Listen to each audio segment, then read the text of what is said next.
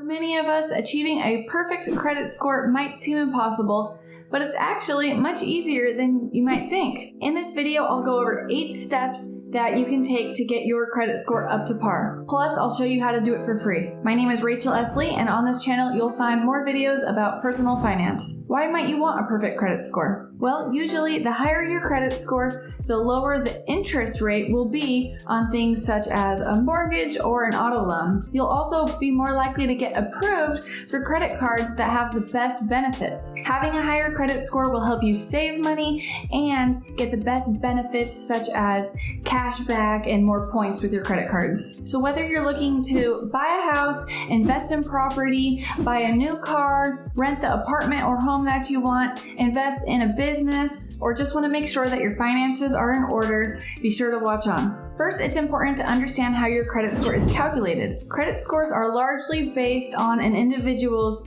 past payment history, which is a record of your past borrowing and repayment behaviors. Creditors use this information in your credit history to determine a 3-digit number between 300 and 850, which is your credit score. Factors that impact your credit score include payment history, which is 35%, credit utilization, which is 30%, length of credit history, which is 15%, credit mix, which is 10%, and new credit, which is 10%. So as you can see, payment history and credit utilization make up the majority of your score. Therefore, if you're looking to improve your score, those are the factors that you most want to focus on. So let's take a closer look at each. Payment history. Overall, payment history is the most critical factor of your credit score, so it's essential to always make sure that you make your payments on time. If you have any late payments or defaults in your history, it will negatively impact your score. So if you're behind on any payments, make catching up a priority. Credit utilization. Credit utilization measures how much of your credit availability you're currently using. It's calculated by dividing your total credit balance by your total credit limit. So for example, let's say you have 2 credit cards and they each have a limit of $1,000. So total you have $2,000 as a credit limit. And if you owe $500 on one card and $500 on the other card, you owe $1,000 total. So 2,000 divided by 1,000 is 50%. You are using 50% of your credit utilization. Ideally, it's good to keep your credit utilization below 30%. By keeping utilization in this range, you're showing lenders that you're a responsible borrower and can manage your debt. When your credit utilization is higher than 30%, then it negatively impacts your credit score. So if you're carrying a balance month to month, make it a priority to pay the cards down. Length of credit history. The length of your credit history measures how long you've been using credit. The longer your history, the better your score. Credit mix. Credit mix is a factor that looks at the variety of types of credit products in your history, such as revolving credit like credit cards and installment loans like personal loans and mortgages. Having a mix of various types of credit shows lenders that you're a well-rounded borrower who can responsibly manage different types of debt. New credit. Each time a new line of credit is applied for, it puts a hard inquiry on your credit report. Too many hard inquiries on your history can have a negative impact on your score. So it's important to only apply for new credit cards when you know you can take advantage of the sign-up bonuses, the point rewards, and the other benefits. Now that we've gone over the most essential factors of your credit score, let's look at the 8 specific steps you can take to improve it. Number 1 would be to check your credit report for errors. Be sure to order a copy of your credit report from the 3 credit bureaus, Experian, Equifax, and TransUnion. Every year you can get a complete report from each of these bureaus for free. You can get them instantly online from websites such as annualcreditreport.com. Once you have your reports, comb through them very carefully and look for any errors. If you find any errors, dispute them with the credit bureau right away. When looking at your credit reports, you might find something that's not an error, but you might not have known about it. Number 2 is be sure to pay your bills on time, not just your credit cards,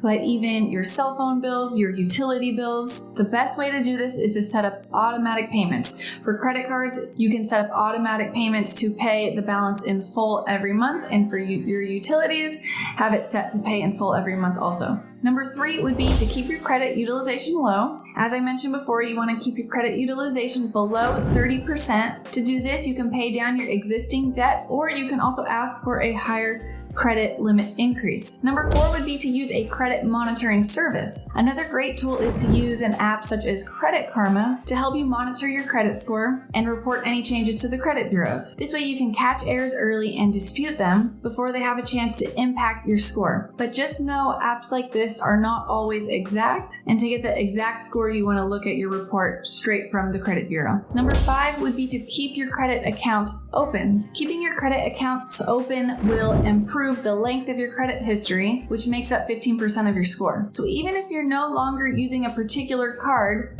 it's good to keep it open. Perhaps you had a store card from Macy's or Nordstrom's and you're taking a break from shopping and not using the card anymore, it's still good to keep it open. If though you have a card that has a high annual fee and you're not using that card, and you're not using the benefits and taking advantage of the benefits, you may want to consider closing that. Number 6 is using a credit builder loan. Another excellent tool for building or rebuilding your credit score is using a credit builder loan. With this type of loan, the lender puts the loan amount into a savings account in your name. Once approved, you make the monthly payment to the lender, which goes towards repaying the loan. When you've repaid the loan in full, you get access to the money in the savings account, plus any interest accumulated. Number 7 is to be added as an authorized user on someone else's credit card. If you have a friend or family member or business partner that has good credit, you can ask them to add you as an authorized user on their card. As an authorized user, you'll have your own card you can use to make purchases. The activity on this card will then be reported to the credit bureaus and impact your score. So if you're making the payments every month, or the person with the main card is making the payments every month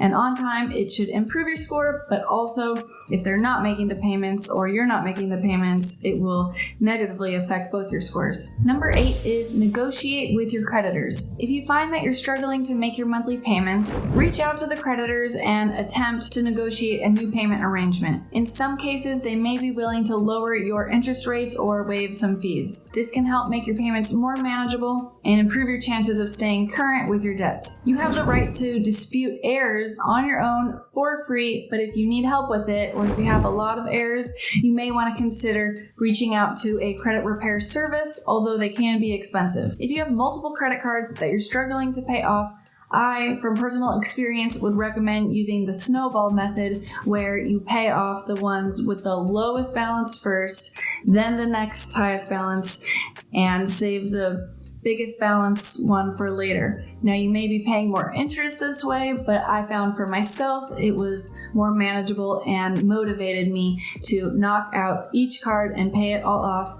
and that really improved my credit score. How long will it take for your credit score to improve? Well, this depends on several factors, including how high your score was to begin with, what steps you took to improve it, and really working hard to pay off any outstanding debt. Once you start taking the steps that I mentioned in this video, you'll start to see a noticeable difference in just a few months, and you can check every month using apps like Credit Karma or Credit Sesame. And which is the most accurate free credit score app? Although there's lots of sites and apps claiming to give you a free credit score, not all of them are created equal. To get your real credit report, I would use annualcreditreport.com or freecreditreport.com. Many people have claimed that Credit Sesame was the most accurate for them. I know from personal experience, I like to use Credit Karma to monitor my score, but again, it's not the most accurate. Just be wary of any sites that prompt you to enter a credit card or pay to get your score. Having a good credit score is essential if you want to make a major purchase,